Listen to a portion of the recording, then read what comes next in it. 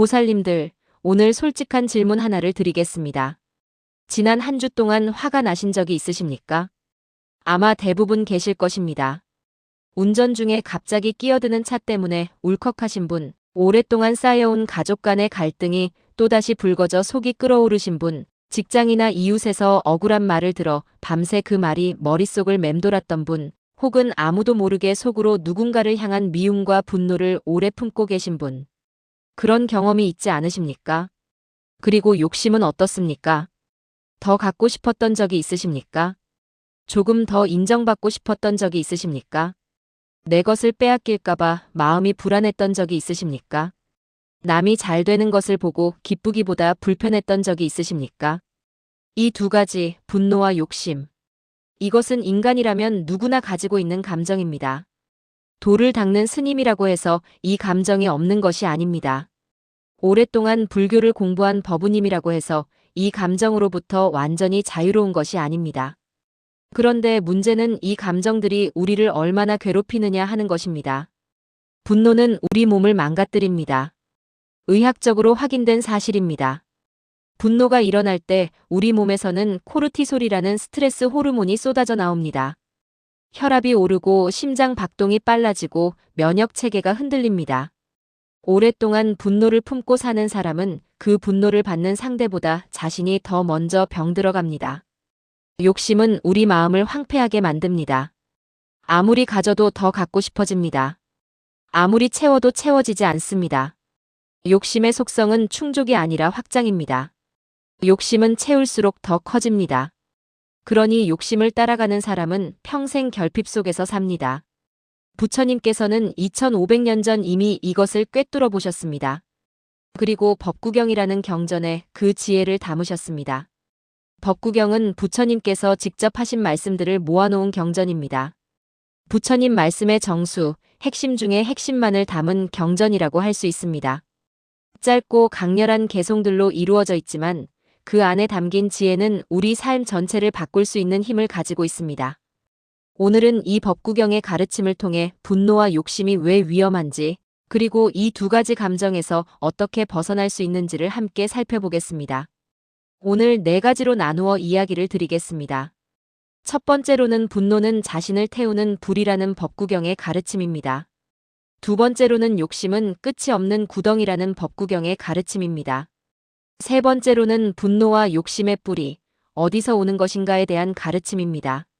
네 번째로는 분노와 욕심으로부터 자유로워지는 수행법입니다. 이 네 가지 가르침이 법우님들의 마음에 등불처럼 환히 켜지는 시간이 되기를 간절히 바랍니다. 그럼 지금 시작하겠습니다. 첫 번째로, 분노는 자신을 태우는 불입니다. 법구경에 이런 말씀이 있습니다. 마음이 평화롭지 않으면 어떤 선행도 공허하고 어떤 가르침도 공허하다. 그러나 마음이 평화로우면 어떤 길을 걸어도 복이 된다. 이 말씀의 앞에서 한 가지 물음을 드리겠습니다. 법우님들, 지금 이 순간 마음이 평화로우십니까?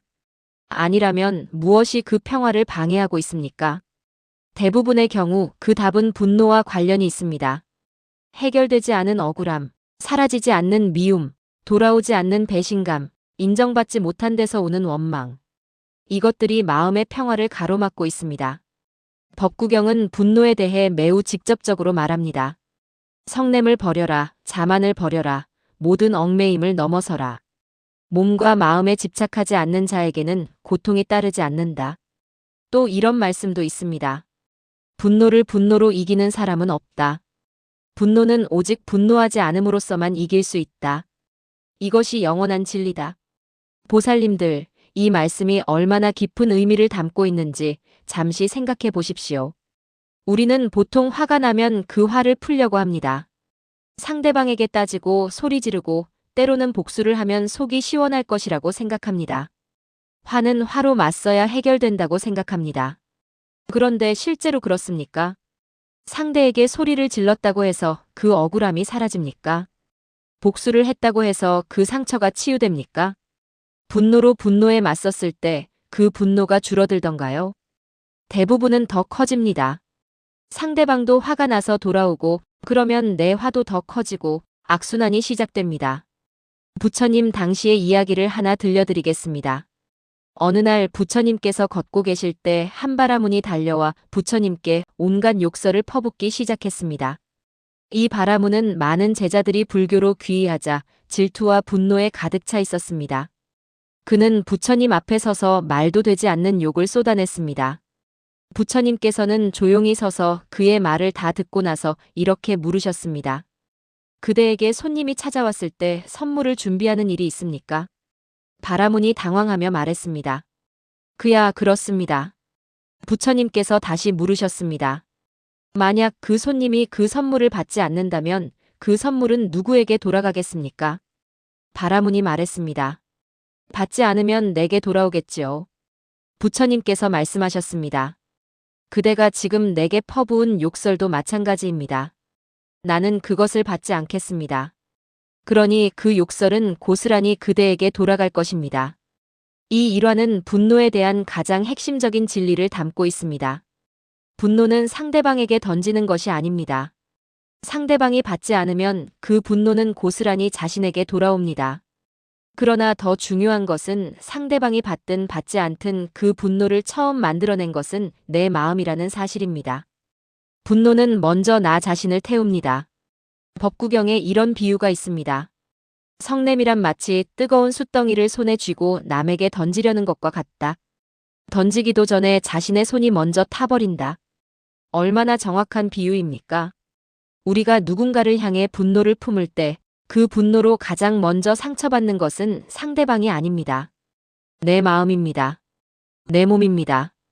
내 삶입니다. 밤에 잠을 못 자는 것은 내 마음속의 분노 때문입니다. 밥이 맛없어지는 것은 내 마음속의 원망 때문입니다. 일에 집중이 안 되는 것은 내 머릿속에서 그 대화를 수백 번 반복하는 분노 때문입니다. 그런데 그동안 상대방은 어떻습니까? 그 사람은 아마 아무것도 모르고 잘 자고 잘 먹고 잘 지내고 있을 것입니다. 이것이 분노의 아이러니입니다. 분노는 상대방을 처벌하는 것이 아닙니다. 분노는 내가 나를 처벌하는 것입니다. 법우님들 중에 오랫동안 누군가를 용서하지 못하고 그 미움을 품고 사신 분이 계십니까? 10년, 20년 된 상처가 있으십니까? 그 분노가 그동안 상대방을 얼마나 괴롭혔습니까? 그리고 그 분노가 그동안 나 자신을 얼마나 괴롭혔습니까? 냉정하게 생각해 보시면 답이 명확해집니다. 분노를 오래 품는 것은 상대방에게 복수하는 것이 아닙니다. 내 귀한 삶의 시간과 에너지와 건강을 그 상대방에게 헌납하는 것입니다. 그러니 부처님께서 분노를 내려놓으라고 하신 것은 상대방을 위한 것이 아닙니다. 바로 나 자신을 위한 것입니다. 법구경에는 또 이런 말씀이 있습니다. 마음이 모든 것을 만든다. 악한 마음으로 말하고 행동하면 수레바퀴가 소의 발자국을 따라가듯 괴로움이 따른다. 선한 마음으로 말하고 행동하면 그림자가 몸을 떠나지 않듯 행복이 따른다. 이것이 바로 법구경의 첫 번째 개송, 가장 앞에 나오는 가르침입니다. 마음이 모든 것의 근본이라는 것입니다. 분노로 가득 찬 마음으로 살면 그 마음이 만들어내는 말과 행동이 괴로움을 낳습니다. 평화로운 마음으로 살면 그 마음이 만들어내는 말과 행동이 행복을 낳습니다. 그러니 분노를 다스리는 것이 곧 내 삶을 다스리는 것입니다. 그렇다면 분노가 일어날 때 어떻게 해야 합니까? 먼저 실천할 수 있는 방법을 드리겠습니다. 이것은 분노가 일어나는 순간 바로 할 수 있는 수행법입니다. 화가 치밀어 오르는 순간 먼저 멈추십시오. 그리고 숨을 크게 한번 들이쉬십시오. 숨을 들이쉬면서 속으로 이렇게 말하십시오. 아, 지금 화가 일어나고 있구나. 그게 전부입니다. 처음에는 이것만 하십시오. 이 한 가지 알아차림이 분노와 나 사이에 한 뼘의 공간을 만들어냅니다. 그 한 뼘의 공간이 분노에 완전히 삼켜지지 않도록 막아줍니다. 보통 우리는 화가 나면 그 화와 완전히 하나가 됩니다. 화가 난 것이 내가 됩니다. 그러면 그 화가 시키는 대로 말하고 화가 시키는 대로 행동합니다. 그리고 나중에 후회합니다. 그러나 화가 일어나는 것을 알아차리는 순간 나는 화와 분리됩니다. 화를 바라보는 내가 생깁니다. 그 내가 생기는 순간 선택이 가능해집니다. 이 화에 따라갈 것인가 내려놓을 것인가를 선택할 수 있습니다. 이것이 분노를 다스리는 첫 번째 실천입니다. 지금까지 분노에 대해 살펴보았습니다. 이제 두 번째 가르침으로 넘어가겠습니다. 두 번째로 욕심은 끝이 없는 구덩이입니다.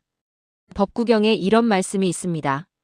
가래를 끊지 못한 사람은 마치 산에 기어오르는 덩굴처럼 그 욕망이 계속 자라나 이 생에서 저 생으로 떠돌게 된다. 가래라는 말이 나왔습니다. 가래는 목마른 자가 물을 갈망하듯 강렬하게 무언가를 원하는 욕심을 말합니다. 법구경에서는 이 가래야말로 고통의 근본 원인이라고 가르칩니다. 불자님들, 잠시 생각해 보십시오. 여러분이 지금으로부터 10년 전, 그때 원하던 것이 무엇이었습니까? 집이 필요했던 분은 집을 구하셨을 것입니다. 그런데 지금은 어떻습니까? 더 넓은 집, 더 좋은 동네, 더 좋은 환경을 원하고 있지는 않습니까? 더 좋은 직장이 필요했던 분은 그 직장을 구하셨을 것입니다. 그런데 지금은 어떻습니까? 더 높은 자리, 더 많은 연봉, 더 많은 인정을 원하고 있지는 않습니까? 사랑하는 사람과 함께하고 싶었던 분은 함께하게 되셨을 것입니다. 그런데 지금은 어떻습니까? 더 많은 관심, 더 완벽한 관계, 더 변하지 않는 사랑을 원하고 있지는 않습니까? 욕심은 충족되지 않습니다. 하나가 채워지면 또 다른 하나가 비어 보입니다. 그것이 욕심의 본성입니다. 이것을 법구경에서는 이렇게 표현합니다. 황금이 비처럼 쏟아진다 해도 욕망에 찬 자의 갈증은 채워지지 않는다. 지혜로운 사람은 욕망이 달콤하지만 괴로움을 낳는다는 것을 안다. 얼마나 통찰력 있는 말씀입니까? 황금이 비처럼 쏟아진다 해도 채워지지 않는 것이 욕심입니다. 이것은 단지 불교적 가르침만이 아닙니다. 현대 심리학에서도 이것을 헤도닉 트레드밀, 즉 쾌락의 쳇바퀴라고 부릅니다. 인간은 원하던 것을 얻으면 잠시 행복해지지만 곧 그것에 적응해버리고 다시 새로운 것을 원하게 됩니다. 그 과정이 끝없이 반복됩니다. 부처님께서는 이 진리를 2500년 전에 이미 아셨습니다. 인도의 아소카 왕의 이야기를 드리겠습니다. 아소카 왕은 기원전 300년경 인도를 통일한 위대한 왕이었습니다. 그는 전쟁으로 왕국을 넓히고 부와 권력을 한 손에 쥐었습니다. 그는 원하는 것은 무엇이든 가질 수 있었습니다. 그러나 그는 행복하지 않았습니다. 특히 칼린가 전쟁에서 수십만 명이 죽고 다치는 것을 목격한 후 아소카 왕은 깊은 괴로움에 빠졌습니다. 권력과 부와 정복이 자신에게 가져다 준 것은 결국 황폐함이었습니다. 그 후 그는 불교에 귀의하여 삶이 완전히 바뀌었습니다. 그는 정복 대신 자비를, 욕심 대신 나눔을, 분노 대신 용서를 선택했습니다. 그리고 그가 진정한 행복을 찾은 것은 권력의 정점에서가 아니라 욕심을 내려놓은 이유였습니다. 이것이 욕심에 대한 가장 명확한 가르침입니다. 욕심에 더 무서운 면이 있습니다. 욕심은 단순히 우리를 불행하게 만드는 것에서 그치지 않습니다. 욕심은 우리의 판단력을 흐립니다. 욕심은 우리가 해서는 안 될 일을 하게 만듭니다. 욕심은 우리의 인간관계를 망가뜨립니다. 법구경에 이런 말씀이 있습니다. 탐욕에서 걱정이 생기고 탐욕에서 두려움이 생긴다. 탐욕에서 자유로운 사람에게는 걱정도 없고 두려움은 더더욱 없다.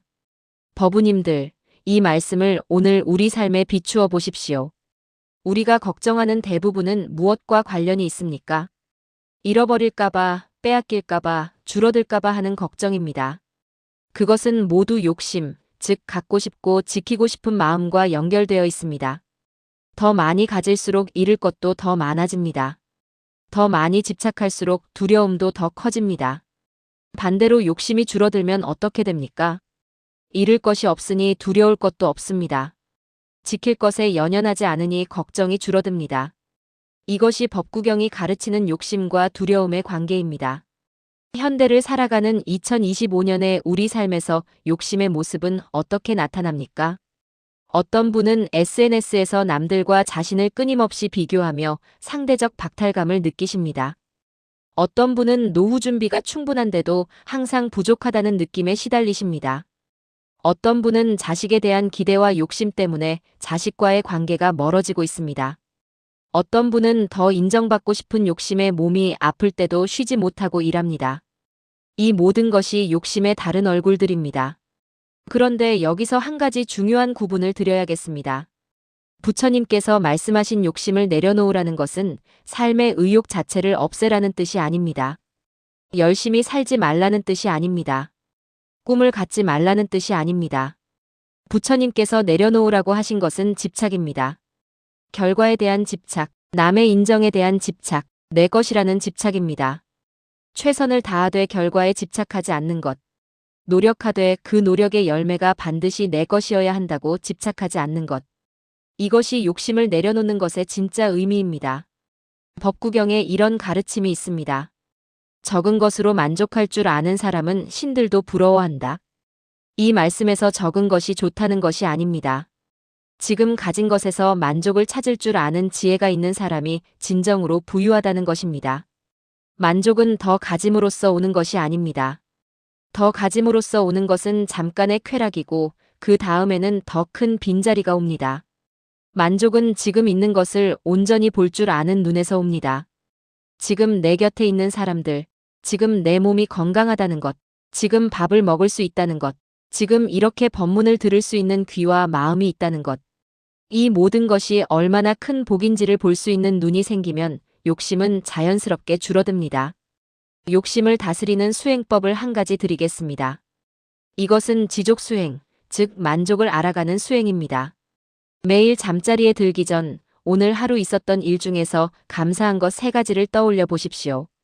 거창한 것이 아니어도 됩니다. 오늘 따뜻한 밥을 먹을 수 있었던 것, 오늘 날씨가 맑았던 것, 오늘 누군가와 좋은 대화를 나눈 것, 아니면 그냥 오늘 하루를 무사히 마쳤다는 것. 이 3가지를 떠올리면서 진심으로 감사한 마음을 내어 보십시오. 처음에는 억지스럽게 느껴질 수 있습니다. 그러나 매일 꾸준히 하다 보면 어느 순간부터 시야가 바뀝니다. 없는 것이 아니라 있는 것이 보이기 시작합니다. 부족한 것이 아니라 풍요로운 것이 보이기 시작합니다. 그것이 욕심을 줄이고 만족을 늘리는 수행의 열매입니다. 이제 3번째 가르침으로 넘어가겠습니다. 3번째로 분노와 욕심의 뿌리는 어디에 있습니까? 법구경에 이런 말씀이 있습니다. 무명에서 탐욕이 생기고 탐욕에서 집착이 생기고 집착에서 고통이 생긴다. 무명을 없애면 탐욕도 없어지고 탐욕이 없어지면 고통도 없어진다. 여기서 무명이라는 단어가 나왔습니다. 무명은 어두움, 즉 진리를 모르는 어둠입니다.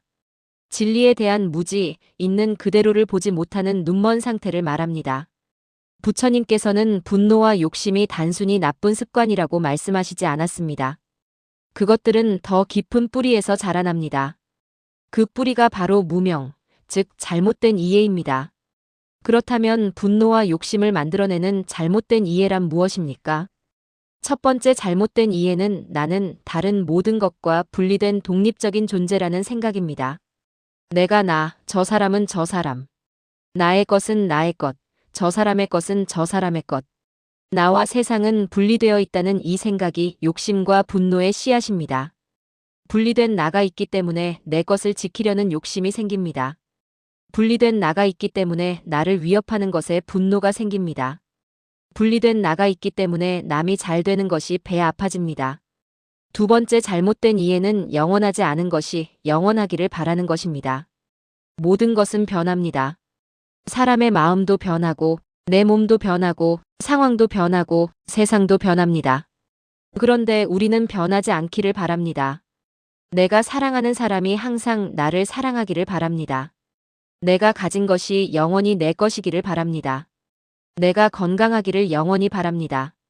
변하지 않는 것에 집착할 때 욕심이 생기고 변해버린 것 앞에서 분노가 생깁니다. 3번째 잘못된 이해는 고통스러운 것에서 행복을 찾으려는 것입니다. 더 많이 가지면 행복해질 것이라는 생각, 원수에게 복수하면 마음이 편해질 것이라는 생각, 모든 것을 통제할 수 있으면 두려울 것이 없을 것이라는 생각. 이 모든 것이 잘못된 이해에서 비롯됩니다. 욕심을 따라가면 더 불행해지고 분노를 품으면 나 자신이 더 아파지고 통제는 환상이며 통제하려 할수록 더 불안해집니다. 법구경에 이런 말씀이 있습니다. 세상을 정복하고 자기 자신을 정복하지 못한 사람보다 자기 자신을 정복한 사람이 더 위대하다. 이 말씀이 분노와 욕심의 뿌리에 대한 핵심 가르침과 연결됩니다. 세상을 정복하고 많은 것을 가지고 높은 자리에 오르는 것이 목표가 되면 분노와 욕심은 더 크게 자라납니다. 그러나 자기 자신을 바로 보고 자신의 욕심과 분노를 이해하고 그것을 다스리는 사람. 이 사람이 진정한 승리자입니다. 부처님께서 깨달음을 얻으신 후 5 비구들에게 처음법을 설하신 곳이 사르나트였습니다. 그 첫 번째 법문에서 부처님께서는 고진멸도 사성제를 가르치셨습니다. 고는 삶에는 고통이 있다는 것입니다. 집은 그 고통의 원인은 집착, 즉 욕심과 가래라는 것입니다. 멸은 그 원인을 없애면 고통이 사라진다는 것입니다. 도는 그 원인을 없애는 길이 있다는 것입니다. 여기서 집, 즉 고통의 원인을 부처님께서는 탐욕이라고 하셨습니다. 그리고 탐욕의 뿌리에 무명, 즉 잘못된 이해가 있다고 하셨습니다. 이것이 분노와 욕심의 뿌리에 대한 부처님의 가르침입니다. 법우님들, 이 가르침이 우리 삶에 실제로 어떻게 적용됩니까? 어떤 분이 직장에서 후배에게 인정을 빼앗겼다고 느껴 분노하고 있다고 가정해 보겠습니다. 그 분노의 표면을 보면 후배에 대한 원망이 있습니다. 그러나 그 아래를 보면 내 자리, 내 위치를 지키고 싶은 욕심이 있습니다. 그 욕심의 뿌리를 더 파고들면 나라는 자아에 대한 집착이 있습니다. 그리고 더 깊이 들어가면 나는 인정받아야 가치 있는 존재라는 잘못된 이해가 있습니다. 이 잘못된 이해, 즉 무명이 욕심을 만들고 그 욕심이 위협받으면 분노가 됩니다. 반대로 이렇게 생각할 수 있습니다. 나의 가치는 남의 인정에 달려있지 않다. 후배가 인정받는다고 해서 내 가치가 줄어드는 것이 아니다. 오히려 후배가 잘 되는 것을 기뻐할 수 있다면 그것이 더 큰 사람이다. 이렇게 잘못된 이해를 바로잡으면 욕심이 줄어들고 분노도 자연스럽게 사라집니다. 이것이 분노와 욕심의 뿌리를 다스리는 방법입니다. 뿌리를 다스리는 수행법을 드리겠습니다. 이것은 내 마음의 뿌리를 들여다보는 수행입니다. 다음에 화가 나거나 욕심이 크게 일어날 때 잠시 멈추고 종이에 이렇게 써보십시오. 첫째, 지금 내가 느끼는 감정은 무엇인가? 둘째, 이 감정의 바로 아래에 있는 것은 무엇인가? 어떤 욕심인가? 셋째, 그 욕심의 뿌리에 있는 믿음은 무엇인가? 내가 당연하다고 생각하는 것은 무엇인가? 넷째, 그 믿음이 사실인가? 아니면 잘못된 이해인가? 이 4가지 질문을 스스로에게 해보시면 분노와 욕심의 뿌리를 직접 볼 수 있게 됩니다. 뿌리를 보는 순간 그 힘이 약해집니다. 빛이 들어오면 어둠이 사라지듯 지혜의 눈이 뜨이면 무명이 사라집니다. 무명이 사라지면 욕심이 줄어들고 욕심이 줄어들면 분노도 사라집니다. 이것이 법구경이 가르치는 근본적인 치유의 방법입니다. 자, 이제 마지막 4번째 가르침으로 나아가겠습니다. 4번째로 분노와 욕심으로부터 자유로워지는 수행법입니다. 법구경의 마지막 부분에 이런 말씀이 있습니다. 흐르는 물이 막힘이 없듯 걸림없는 마음으로 살아가는 사람은 이 세상에서도 저 세상에서도 두려움이 없다. 걸림없는 마음. 이것이 분노와 욕심으로부터 자유로운 상태입니다. 그런데 이 걸림없는 마음은 저절로 오는 것이 아닙니다. 수행을 통해 만들어가는 것입니다. 오늘 불자님들께 구체적인 수행법 4가지를 드리겠습니다. 첫 번째 수행법은 자비명상입니다. 자비명상은 분노를 다스리는데 특히 효과적인 수행법입니다. 법구경에서는 이렇게 가르칩니다. 이 세상에서 미움은 미움으로 결코 사라지지 않는다. 오직 사랑으로만 미움은 사라진다. 이것은 영원한 진리다. 자비명상의 방법은 이렇습니다. 조용한 곳에 편안하게 앉으십시오. 눈을 감고 먼저 자신에게 이렇게 말해 보십시오. 내가 행복하기를. 내가 평화롭기를. 내가 고통에서 벗어나기를. 내가 건강하기를. 이 말을 진심으로 자신에게 따뜻하게 건네십시오. 다음으로는 지금 사랑하는 사람, 가족, 친한 벗을 떠올리며 같은 말을 그 사람에게 건네십시오. 그분이 행복하기를. 그분이 평화롭기를. 그분이 고통에서 벗어나기를. 그분이 건강하기를. 그 다음에는 조금 편안하게 느끼는 사람, 평범한 이웃이나 지인을 떠올리며 같은 마음을 보내십시오. 그리고 마지막으로 가장 중요한 단계입니다. 지금 나와 갈등 중인 사람, 혹은 오랫동안 미워해온 사람을 떠올려 보십시오. 그리고 그 사람에게도 같은 말을 건네십시오. 그분이 행복하기를, 그분이 평화롭기를, 그분이 고통에서 벗어나기를, 그분이 건강하기를. 처음에는 이 말이 입에서 떨어지지 않을 수 있습니다. 억지스럽게 느껴질 수 있습니다. 그래도 괜찮습니다. 그 억지스러움도 보면서 그냥 말만 해보십시오. 수행이란 원래 처음에는 억지스럽습니다. 걷기를 배울 때처럼 처음에는 서툴지만 꾸준히 하면 자연스러워집니다. 이 자비 명상을 매일 10분씩 꾸준히 하시면 어느 순간 마음속에 분노가 녹아내리는 것을 느끼실 수 있습니다. 두 번째 수행법은 무상 관찰입니다. 욕심을 다스리는데 특히 효과적인 수행법입니다. 법구경에 이런 말씀이 있습니다. 존재하는 모든 것은 덧없다. 이것을 지혜롭게 볼 때 괴로움에서 벗어난다. 이것이 청정에 이르는 길이다. 무상 관찰은 모든 것이 변하고 지나간다는 것을 의식적으로 바라보는 수행입니다. 욕심이 크게 일어날 때 이렇게 생각해 보십시오. 내가 지금 이것을 갖고 싶어 한다. 그런데 이것을 얻은 후 10년이 지나면 어떻게 될까? 이것이 내 삶에서 어떤 위치를 차지하고 있을까? 대부분의 경우 지금 그토록 갖고 싶은 것도 10년 후에는 그렇게 중요하지 않을 것입니다. 혹은 더 근본적으로 이렇게 생각해 보십시오. 이 욕심 자체가 얼마나 갈까? 지금 이 욕심이 영원히 이 강도로 나를 사로잡을까? 아니면 이것도 조건이 바뀌면 저절로 사그라들까? 모든 욕심도 인연에 따라왔다가 인연에 따라갑니다. 그것을 아는 것, 그것이 무상 관찰입니다. 세 번째 수행법은 염불 수행입니다. 분노와 욕심이 크게 일어날 때 마음을 다른 곳으로 돌리는데 가장 효과적인 방법입니다. 나무아미타불 혹은 관세음보살. 이 염불 소리를 마음속으로 혹은 소리를 내어 반복해 보십시오. 처음에는 분노와 욕심의 생각들이 계속 밀려올 것입니다. 그래도 계속 염불을 반복하십시오. 마치 폭풍 속에서 닻을 내린 배처럼 염불이 마음에 닻이 됩니다. 폭풍이 아무리 세도 닻을 내린 배는 멀리 떠내려가지 않습니다. 분노와 욕심이 아무리 크게 일어나도 염불이라는 닻이 있으면 그 감정에 완전히 휩쓸리지 않습니다. 법구경에 이런 말씀이 있습니다. 마치 바람이 거센 곳에서도 등불이 흔들리지 않듯 마음이 흔들리지 않는 사람은 어디서도 평화롭다. 염불은 마음의 불꽃을 지키는 수행입니다. 네 번째 수행법은 보시 수행입니다. 보시는 나누어 주는 것입니다. 욕심을 다스리는 가장 직접적인 수행법입니다. 법구경에 이런 말씀이 있습니다. 나누어 주는 것으로 재산이 줄지 않는다. 오히려 나누어 줌으로써 재산은 더 커진다. 이 말씀은 물질적으로 나누면 물질이 더 늘어난다는 뜻만이 아닙니다. 나누어 줌으로써 욕심의 뿌리가 줄어들고 마음이 가벼워지고 그 가벼움 속에서 진정한 풍요가 온다는 뜻입니다. 보시는 거창한 것이 아니어도 됩니다. 오늘 누군가에게 따뜻한 말 한마디를 건네는 것, 오늘 먹던 것을 나누어 주는 것, 오늘 내 시간을 누군가를 위해 조금 내어주는 것, 오늘 할 수 있는 작은 친절을 베푸는 것. 이 모든 것이 보시입니다. 그리고 보시를 할 때마다 욕심의 뿌리가 조금씩 약해집니다. 주는 연습을 할수록 갖는 집착이 줄어듭니다.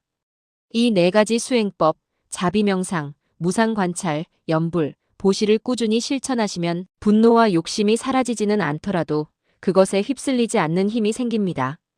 법구경의 마지막 부분에 이런 말씀이 있습니다.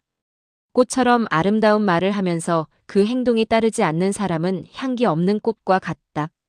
그러나 아름다운 말과 그에 맞는 행동이 함께하는 사람은 향기 나는 꽃과 같다. 수행도 마찬가지입니다. 아는 것이 중요한 것이 아닙니다. 사는 것이 중요합니다. 오늘 이 법문을 듣고 분노와 욕심이 위험하다는 것을 아는 것에서 그치지 않으시기를 바랍니다. 오늘 한 가지라도 직접 실천해 보시기를 바랍니다. 자비 명상을 오늘 저녁 딱 5분만 해보십시오. 잠자리에 들기 전 감사한 것 3가지를 떠올려 보십시오. 화가 나는 순간 딱 한 번 멈추고 숨을 들이쉬어 보십시오. 내일 누군가에게 작은 친절 하나를 베풀어 보십시오. 이 작은 실천들이 쌓이면 삶이 바뀝니다.